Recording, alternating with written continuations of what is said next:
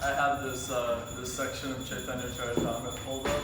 Sometimes the acharyas are very funny, and they point out that sometimes the Mayavad philosophers who cannot understand simple facts explained in the Bhagavad Gita yet are proud of being Vedantis, sometimes they're referred to as Vedanti. V means without, and Danti means teeth. So they have no teeth, their arguments are broken by the arguments of the Vaishnava philosophers. That made me laugh. Instead of Vedantis, they're Vedanti. Alright, we're reading from Srimad Bhagawatam, Canto 3. I'm sorry guys, what's the chapter and verse? 10?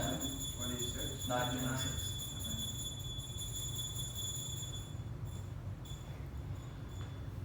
Om Namo Bhagavate Vasudevaya.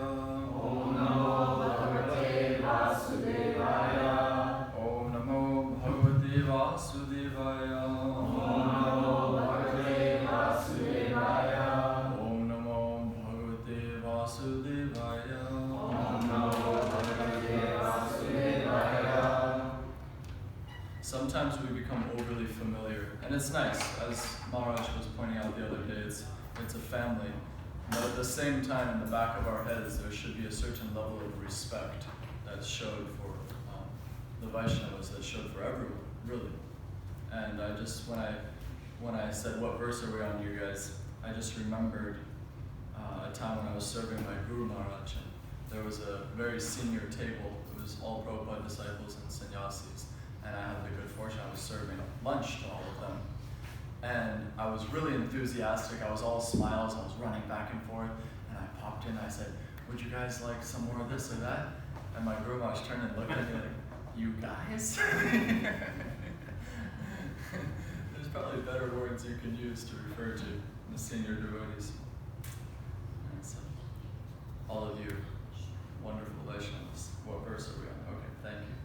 Because it's by your mercy that I get to know what verse we're reading, and I get to hear Srimad Bhagavatam and speak something about Bhagavatam. So it's actually so fortunate. Maitreya Uvacha Svasambhavam Nishamyaivam Svasambhavam Nishamyaivam Tapo Vidya Samadhibhihi Yavan Manovacha Stutva Virarama Sakinnavat Svasambhavam Nishamyaivam Tapo Vidya Samadhibhihi Yavan Manovacha Stutva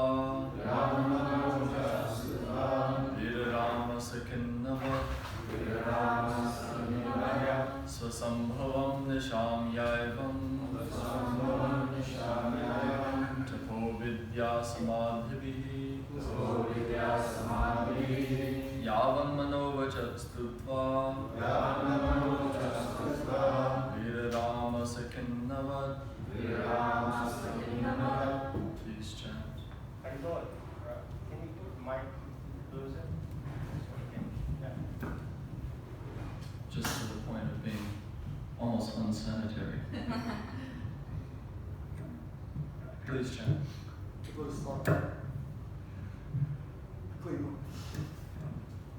Svasambhavam Nishamyaivam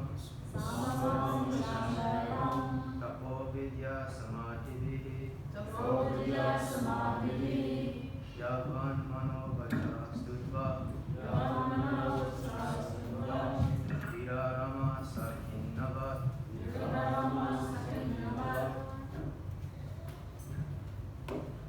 Svasambhavam Nishamyaivam Tapo Vidya Samadhibhihi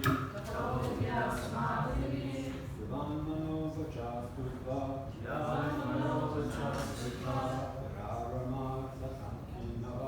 Virarama Sakinnavat.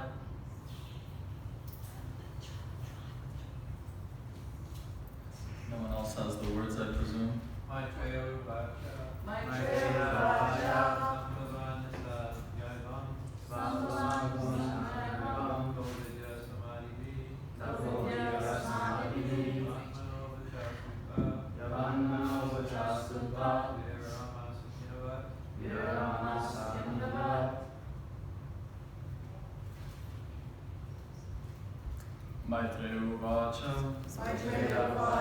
The great sage Maitreya said. Svasambhavam, the source of his appearance. Nishamya, by seeing. Evam, thus. Tapaha, penance. Vidya, knowledge. Samadhibhihi, as also by concentration of the mind. Yavat, as far as possible. Manaha, mind. Vachaha, words. Stutva, having prayed. Virarama, became silent. Saha, he. Maruti. Just kidding. Rama. Maruti will not become silent, therefore he's making an exit. Unless do you want to say something before you go, Madhu? Something about Krishna?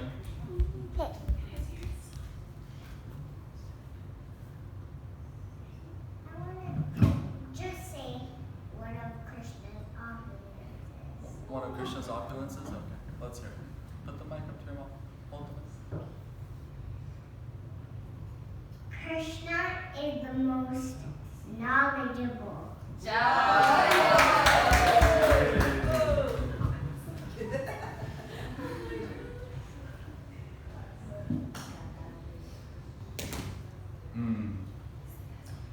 Okay, so Saha, he, Brahma. Kinnavat, as if tired. The sage Maitreya said, O Vidura, after observing the source of his appearance, namely the personality of Godhead, Brahma prayed for his mercy, as far as his mind and words would permit him.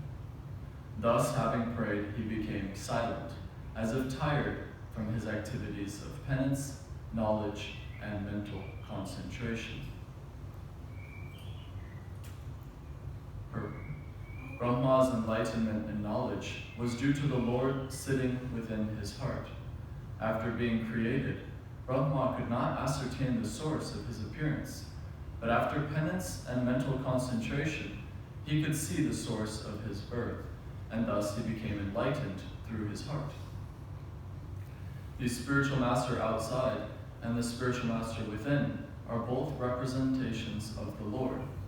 Unless one has contact with such bona fide representations, one cannot claim to be a spiritual master.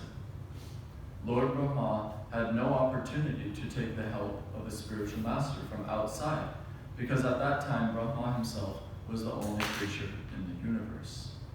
Therefore, on becoming satisfied by the prayers of Brahma, the Lord enlightened him about everything from within. Om Jnana-Timiram Tasya Jnana-Jnana-Shalakya Chakshu-Unmilitam Yena Tasmai Shri-Gurave Namaha. What Maruti said was so appropriate for this verse. Brahma's enlightenment and knowledge was due to the Lord sitting within his heart. Krishna is the most knowledgeable, and we all have a little bit. And so, when Krishna shares that knowledge with us, when he allows us to understand something by our own endeavor, or in Gita, Krishna says, Bhaktosi me sekacheti rahasyam hyetad uttamam.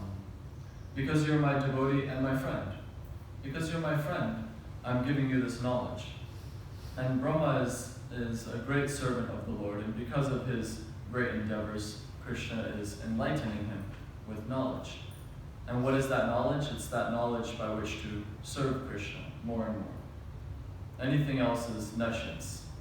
It is not real knowledge. Real knowledge means serving the Lord.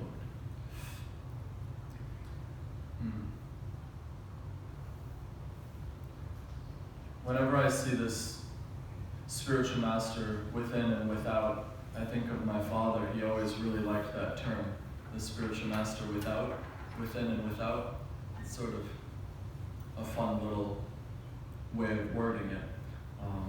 The spiritual master within is the super soul, is the form of Krishna, the localized Paramatma aspect of Krishna. Sometimes that Jiminy Cricket on your shoulder in your consciousness giving you advice or giving you direction, or sometimes when you think the word instincts, an animal knows exactly where to go. It's the direction of Paramatma from within, giving intelligence to these different living entities.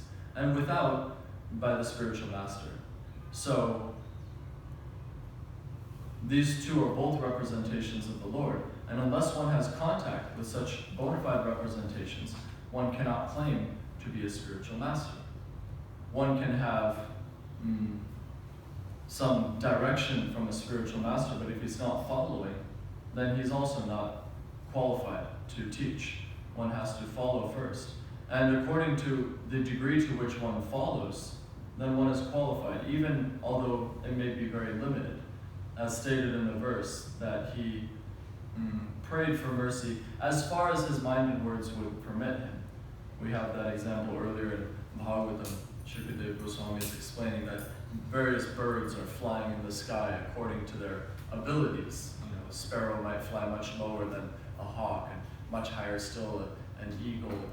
There's some birds that can fly so high. So there are different levels of abilities allow them to speak different things, but the activity is the same. Just like we had, Prabhupada was very happy with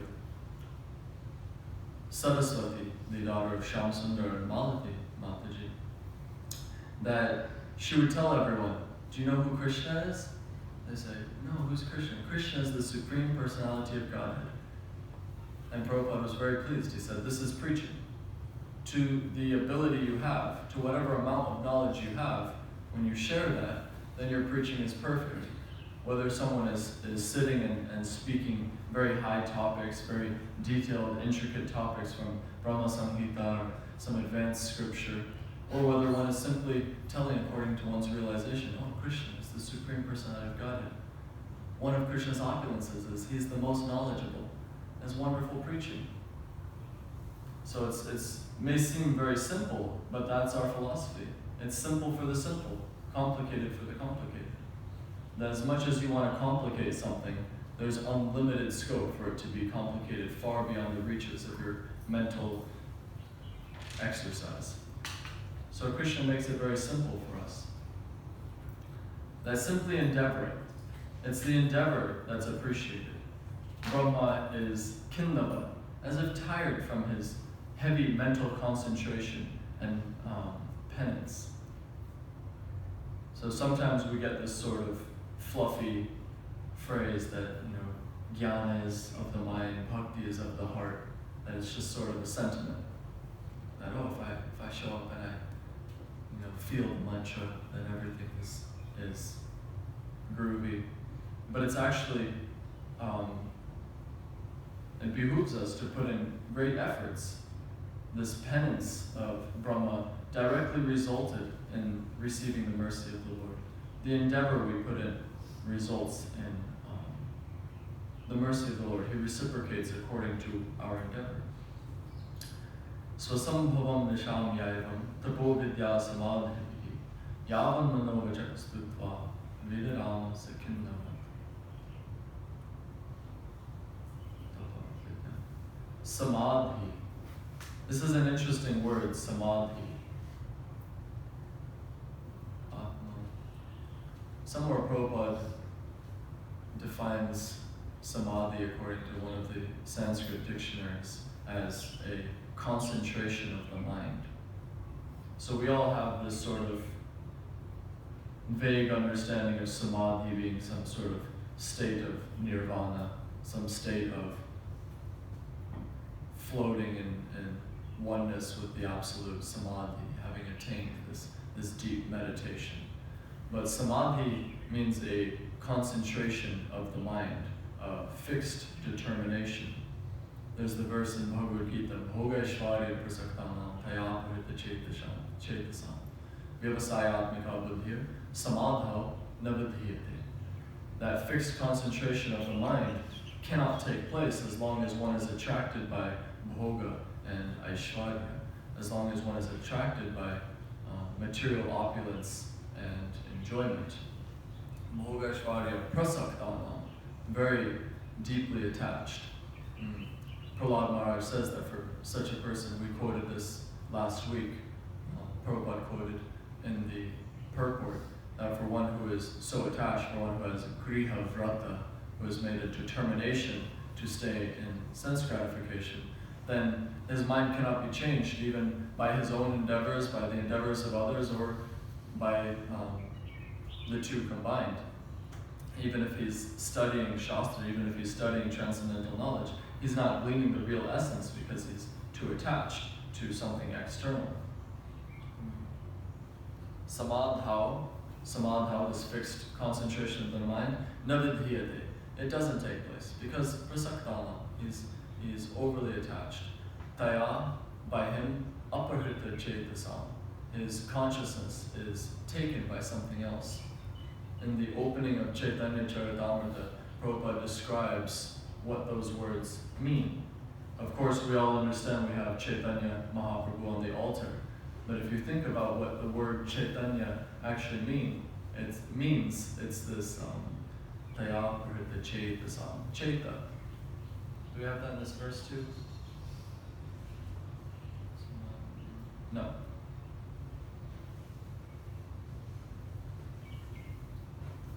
Cheta. Cheto Darpanam Arjanam Bhagamaha Tavak. Cheta, you'll see this word Cheta a lot. Chitta Vritti, the monkey mind. My sister often quotes the Yoga Sutra, that yoga helps control Chitta Vritti, the monkey mind bouncing here and there. So Chaita means heart, it means mind, it means so many different things. So this, ultimately it means this supreme consciousness, or one's individual consciousness. Aparita Chaitasam.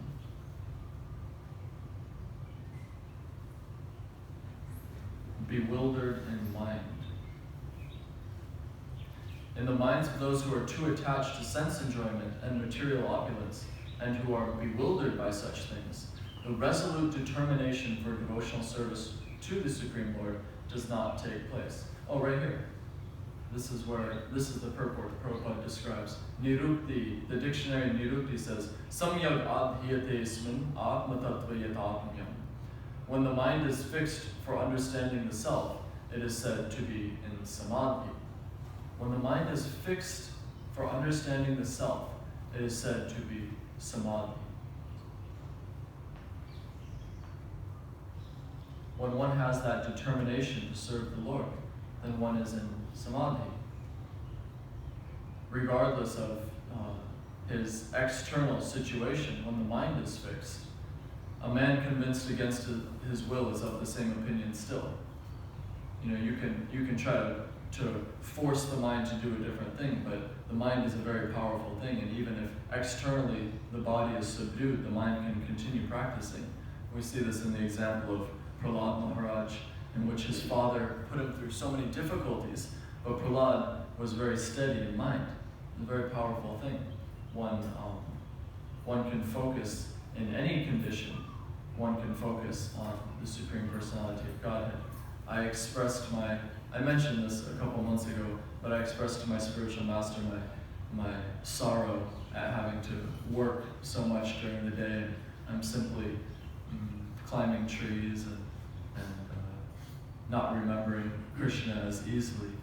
And he sent me that nice poem I shared with you guys, with all of you wonderful Vaishnavas, some time ago, that he said, even while in the trees, one can remember Krishna, one can focus on, he made a little play of words that while in the palms, you can focus on Krishna's feet and palms.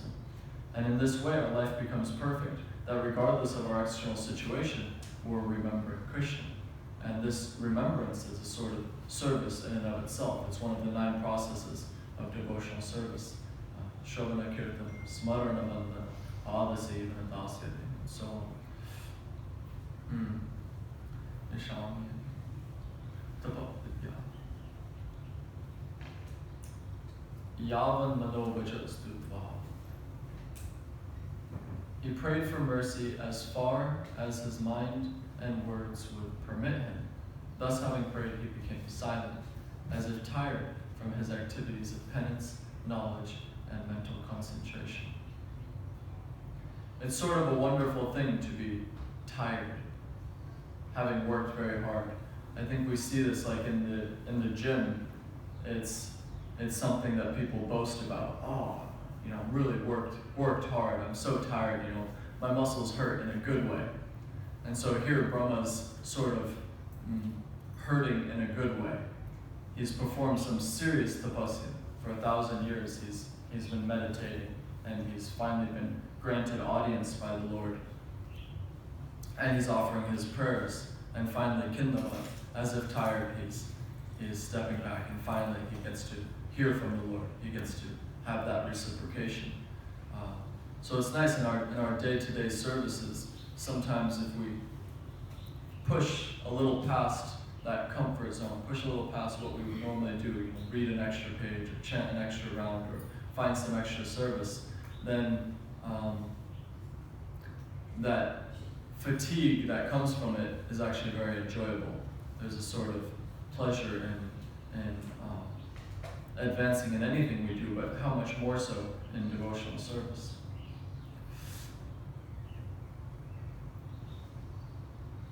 Any thoughts on this up to this point? Yeah. I'm thinking as you were talking about how Krishna reciprocates according to our endeavor, and what you just read, that in Christianity is the idea.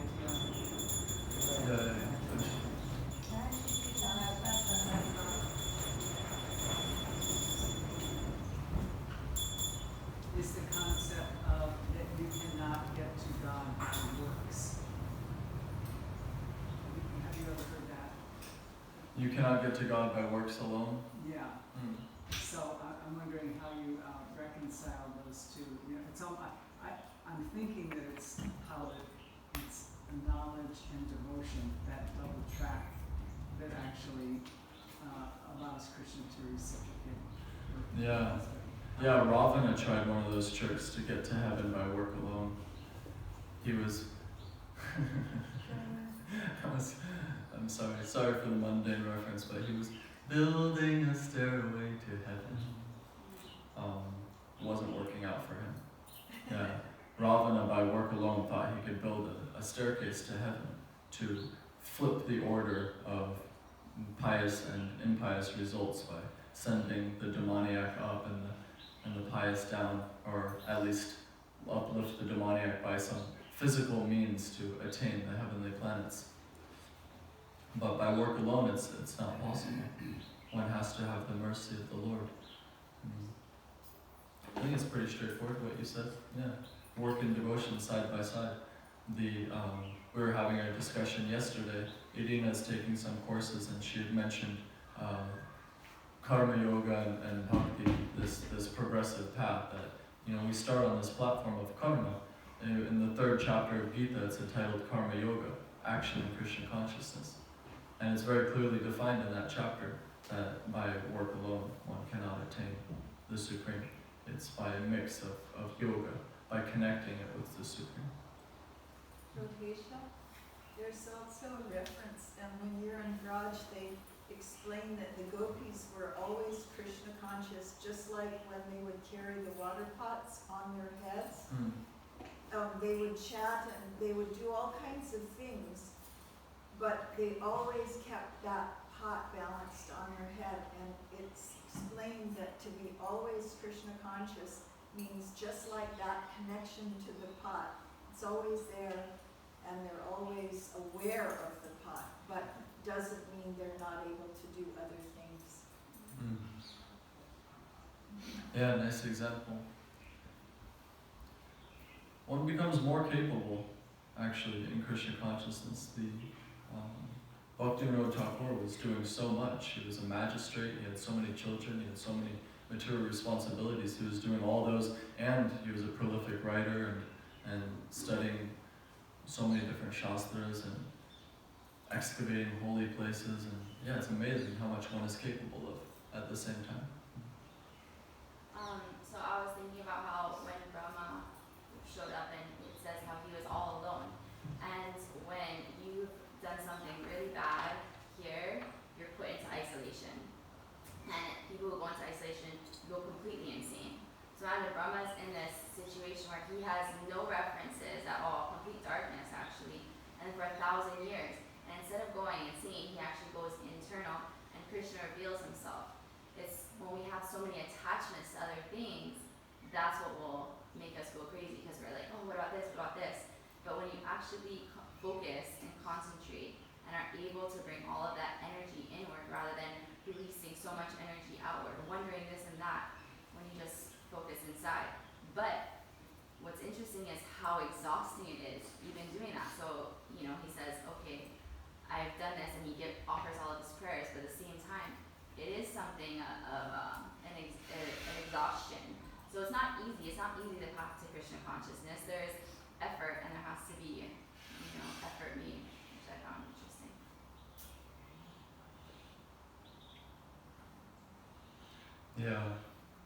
Yeah, when you want some supreme good, how much more endeavor must be placed. And even for the devotee, even once they've achieved a certain platform for themselves, they're paradukkha-dukhi, then they want to uplift others. And Prabhupada once said, for any small good you want to do, you need to put in so much effort. You need to put in so much effort for the overwhelming force of material nature is going the other direction.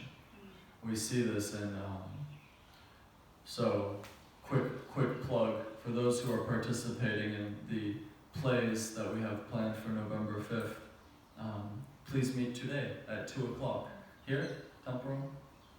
So I guess everyone who's participating in these plays, I looked over that Govardhan script, and it's the classic old school script. I like it. And so I think what we had decided was Well, it ties into class. It's nice. Some of the topics in these plays are directly corresponding. So when I was mentioning the overwhelming force of material nature to subdue those who are of a devotional mindset, I was going to point out that the plays that we're intending to do are the birth pastime of Krishna, Krishna's appearance. My sister came up with this idea. And with the appearance of Krishna, it was summoned by an overwhelming burden on Mother Bhumi by demoniac forces. So when these demonic forces, particularly Kamsa and his cronies, when they were afflicting the earth with their activities, the demigods approached the milk ocean and they began praying for some solution. And Krishna didn't appear directly before them to give them a solution. Actually, he appeared first in Lord Brahma's heart, and through Brahma's heart he transferred a message to all the demigods. And Prabhupada gives a nice explanation there that this is the proper descending order of receiving transcendental knowledge. That first, from within Brahma's heart, Tene Brahma Hridaya Ali Kavaye. That first he transferred this knowledge from within Brahma's heart, and then it was shared with all the demigods. So that in today's purport, it's mentioning that that Brahma became enlightened through the heart. The spiritual master outside and the spiritual master within are both representations of the Lord. If one wants to read further on that, I can find the section, but it's a really nice explanation how the demigods didn't have direct access, but you receive it in this chain. And so Kamsa is so powerful. Some of these demons become so powerful that he was able to cause so much trouble, and yet the Vaishnavas were not only not afraid, but they were directly against his wills because they became fearless. We're reading in the story of Aghasur, or Nam was reading yesterday, that the coward boys see this huge open mouth of the snake, and yet they're still fearless. I mean, think of it, if we see a little rattlesnake, you jump and you are dismayed, or never mind a rattlesnake, a little centipede comes running out from under the rock, and it's terrifying. A gecko will scare you. Or in my sister's case, a cockroach, and she's screaming and running for shelter somewhere else. So all of these disturbances in this world are there, but you can see the supreme consciousness of the coward boys. They're faced by a snake whose lip is in the sky and jaws on the ground. It's this massive, incredible demon, and they're fearless. They march right into his mouth. They say, "Oh, anyway, Krishna will save us. If we can't overcome this obstacle, Krishna can kill this demon, no problem." So we're faced by this overwhelming counter current. Kamsa, or in modern times we have our own little tiny demons in control of the world who wish to cause some trouble. But Krishna consciousness is so powerful, we can remain fearless in spite of these great obstacles. Never mind the external obstacles, we have internal obstacles. There's the three-pronged material nature, adhyatmic, adibhautic, and adidaivic. Three types of miseries we experience. One of them is adhyatmic. Our own body causes us sadness. Nobody wants to get old. We get old. Nobody wants to die. Nobody wants to get sick. I mean, think of this pandemic. The entire thing is all aimed at no one wants to get sick. And because of that bodily discomfort, our whole world is flipped upside down. It's kind of amazing. This focus on preserving the body has reached such a level of frantic fervor that everyone is absorbed in COVID consciousness entirely. It's amazing. Because we want to preserve this body. This body, seen as all in all, causes a state of great discomfort, great polarity. People are ready to kill each other to save their body, which is kind of a great irony. If you disagree with me that saving the body is important, I'll chop off your head. It's sort of like, well, that doesn't make sense. I thought we're trying to preserve the body here. So this great drive as a counter current to what material nature is presenting us is the focus of this material world. Everyone wants to preserve the body, adhyatmic, but we receive internal troubles. And if it's not the body, then it's the mind. You're sitting in your own, you can't even tolerate your own company. The second you're put into isolation, you go mad, as my sister pointed out, because the mind is so crazy. Balabhadridham. It's pramatta. It's crazy. And balabha, very strong, dridham, and determined. And as long as that determination is geared toward bhoga and aishwarya, then one remains in this crazy world. But when that transfers, when one takes up even beginning level Krishna consciousness, there's a sort of sigh of relief that takes place. The second you read Dehi nosmin yata dehi kaumaram yoganam chaka, the second you see, oh, as the body changes from boyhood to youth to old age, similarly, at the time of death, the soul will transfer into another body. So like, oh, okay. Death isn't the end. This life isn't all in all. There's more to it. Okay, well then how do I stop this cycle of birth and death? If death is uncomfortable, and I don't want to die, I want to live forever, then do I have options? Are there alternatives? And then you keep reading in Bhagavad Gita, oh, there's alternatives. There's a place from which having gone, one never has to return. There's a place of comfort where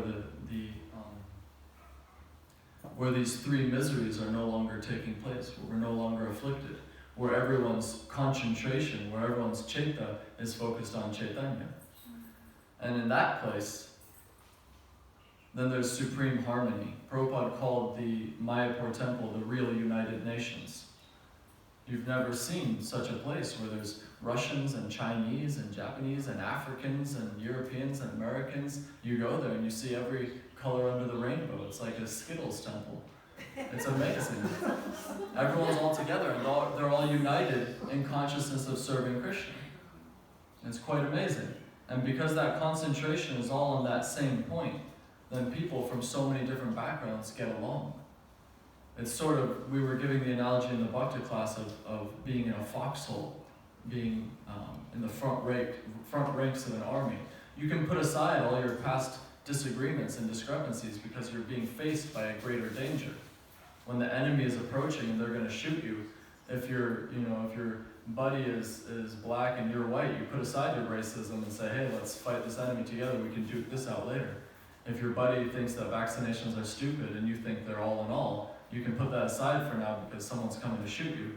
And so you guys can fight together. And so this Krishna consciousness should be a supremely unifying aspect. We should be able to put aside all of our differences. That's why Mayapur is the supreme United Nations, where everyone comes together on that same platform, on that same focus of kirtan, of bhajan.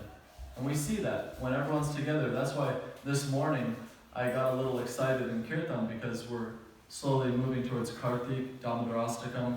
It's sort of a wonderful time for devotees and you can feel that fever of devotional service slowly increasing up until that point. And when we do kirtan, you're not thinking of other things. Everyone's so happy to be together, so happy to be chanting. And there's a unique pleasure that comes with devotional service that's unobtainable from material things that have a beginning and an end.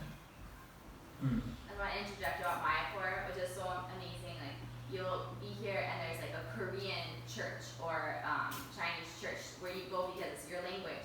But in Vrindavan and in Mayapur, someone is speaking on the Vyasasan in English or Hindi, and then you have translators. You have Russian, Spanish, English. You have every single type of translator, which is so, it is like, I really like that analogy. So, That's a instead of prediction. dividing everyone, it's like unifying. That's a prediction about Vinod Thakur.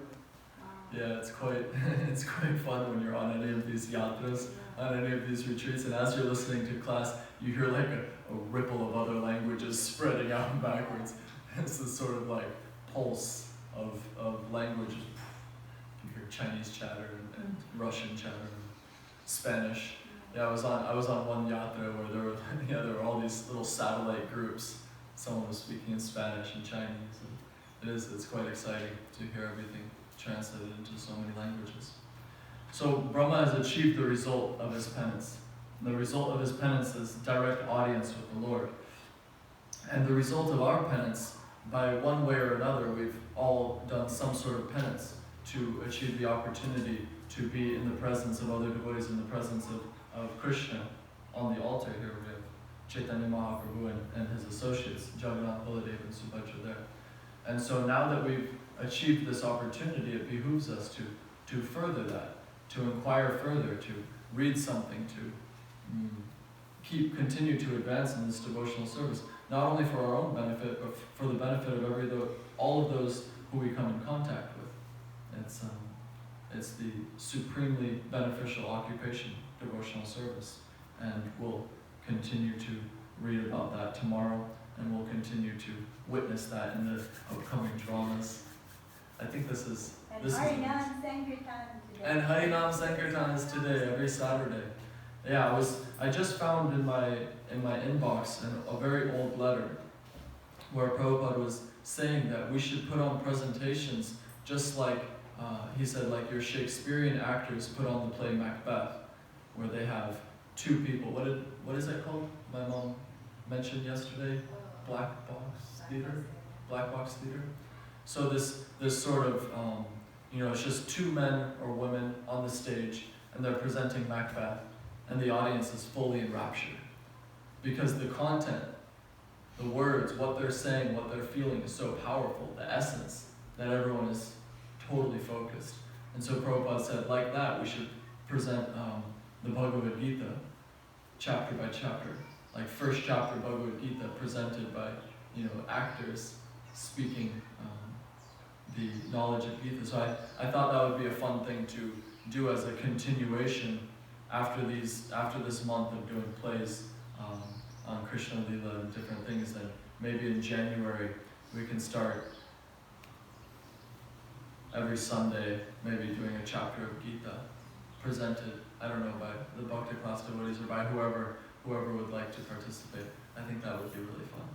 Your family is empowered to do that since William, and then when I saw your sister, and certainly you. Well, I take the compliment. I'm very appreciative. You say that we're empowered, but the real, if someone is truly empowered, then they empower others. That's a real sign of empowerment. So I think that it's important that we involve anyone else who's interested. Well, William is a good director too. Is it time for questions and answers? Do you have a question, David? I do. Sorry I came later in class, so I didn't. I hope this is related to the verse, but it is related to something you said, and I need some clarity on this. You mentioned briefly what I heard about the disciplic succession and the chain of disciplic succession in Brahma and him receiving that. And we are Brahma Bhagawatam. My question is, when someone takes first or second initiation, are they bound to the whole disciplic succession or just to that guru? The reason I ask that is because of the, I think it's obvious why that question is pertinent. So, have you ever played monkeys in a barrel? No. It's this little barrel. Sounds fun. Yeah, you dump all these little monkeys out, and all of their arms are like this. Okay. And so the bottom arm can hook to the top arm of the next one, and you can sort of hang these monkeys. It's a little kid's game. You can hang them anywhere, and that chain goes all the way down. If you cut one of the monkeys out, then the whole bottom part of it falls. Okay. Or the analogy Prabhupada gives that you're handing down a ripe fruit. I'm trimming this mango tree, but it used to be very tall. Imagine if I were up all the way at the top and I just slung a mango at you, it would just splat. So it's very important that it's handed down one by one, that when you receive that mango, and you received it from the guy all the way up at the top, it means that you're connected all the way. If that mango is just splatted in your hands, it means there are some links missing. So it's how does that apply to Prabhupada's title as Jagadguru? As Jagadguru, well, Prabhupada has this special. Yeah. Krishna's just itching back there. I'm really itching over here, very itching. Because because when Srila Prabhupada had his heart problem in the very, very early days and he wanted to go back to India and he was preaching to the devotees. He was really wondering, he says, I'm, giving you instructions but if some reason something happens, my spiritual master, your grandfather's spiritual master is even more merciful. So the link would not be broken. He was explaining that I've given you instructions for you to advance spiritually, and if for some reason something happens, my spiritual master is more merciful than I am.